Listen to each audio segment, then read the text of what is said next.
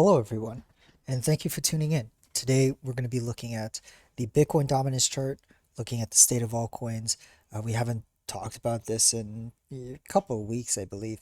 And I think the recent moves, talking about Bitcoin from yesterday and just altcoins in general, I think it's, a good time, if any, to take a look at the Bitcoin dominance chart, see what it's doing, and how we can project. So remember, if you do like this video and the other videos that I make on this channel, be sure to hit the like button down below and also consider subscribing. So with Bitcoin dominance the past month, I guess you could say, we're essentially not moving, right? First week of November, we went down 1.06 percentage points. This week we're currently up 0.31%, 0.30. And so on and so forth. The last 2 weeks of October, we started this downtrend here. The prior wick back in July was the local peak for Bitcoin dominance, and we peaked out again just at the right below it at 47.96% dominance. So we are getting a lower high. At the same time, we see that there's pretty strong support at the 39% dominance level. And actually that coincides with this bottom here back in the previous cycle of 2018. And this would have been the altcoin mania, this area right here. So this is when Bitcoin made its prior all-time high or thereabouts. Following that, a pretty intense bull run for altcoins. And that's been holding us as support for Bitcoin dominance here henceforth. Uh, so what do we see right now currently? Well, on the weekly, it seems like we're kind of consolidating. We have been consolidating since May, oscillating between this level, between the highs of about 40, upper 40s to about the high 30s. Or thereabouts. If we flip to the daily, you kind of see what happened in the short term, right?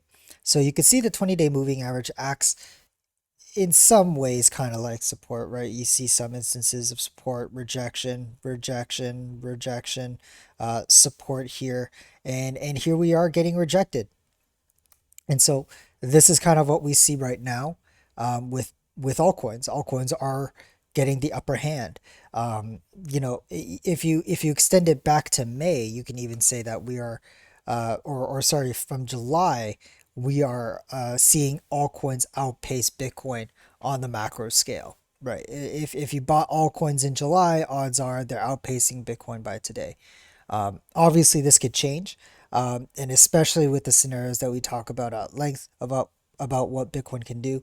But for now, it seems that altcoins are gaining the upper hand right now. It's bouncing off of the 20-day moving average, going back down, and you can kind of see that right now. Ethereum's up 2%, Chainlink's up 3.5%, Basic Attention Token's up 3, Celsius is up 3.5, so on and so forth. So altcoins are generally doing well, minus the move that we saw yesterday, right, near the end of the day. But this is kind of what we're seeing now. What will be interesting is if we're seeing lower highs and say altcoins do take the rally, right? We come back down and this holds as support yet again, then then prices being pushed down, right? Which is ultimately bullish. That means prices being pushed down, pressure is going down. Altcoins are putting on the pressure against Bitcoin, and perhaps if that is the case with that trend, then maybe even if Bitcoin does break its prior all-time high and go into price discovery mode, this could be an argument to say that no, Bitcoin dominance will not rise. It may rise a bit, but on the macro scale, we won't see anything in the span of it jumping from 58% dominance to maybe 73% dominance. That might not be the case. And in fact, it could be the complete opposite, where altcoins are going to be keeping pace and in fact potentially outpacing Bitcoin even when Bitcoin's putting in its all-time highs or when it's going through that run, right? This is an argument to be made for that. When we look at for when we look at the RSI is trending up, which is interesting. It's a divergence. So if dominance is going down, the price is going down, and the RSI is moving up, then this could be a divergence that some people might not be seeing. And this would be an argument to say that the former is more likely. When Bitcoin does make that final move into price discovery, altcoins are going to lag behind. I think when we look at it, it looks like altcoins are going to take the upper hand.